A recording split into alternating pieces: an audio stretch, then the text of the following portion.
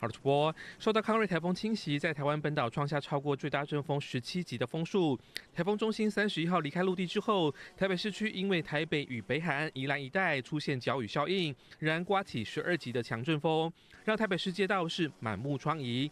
台北市长蒋万安在主持灾后复原工作汇报时，就做出指示，要在明天上班日之前恢复市容。在今天，我想希望能够在市区内主要的干道全部能够复原，8米以上的巷弄里面，我们会在下一阶段。那另外就是邻里公园里面确实也有许多的路树倒塌，先把大型的树木截断。然后先移至旁边，然后基本的清理。希望在明天上班以前，市区内主要干道能够恢复畅通，市容恢复。蒋万安表示，台北市2600多件的路树倒塌，目前只剩下大约800多件，全市80%主次要干道都已经恢复。清洁队将再加派人力，一次性的把已经切除好的大型树木做一次的再运跟清疏，预计大概星期一上班之前就能够恢复台北市应有的市容面貌。以上就是所掌握到的最新情形，将时间镜头交还给彭丽主播。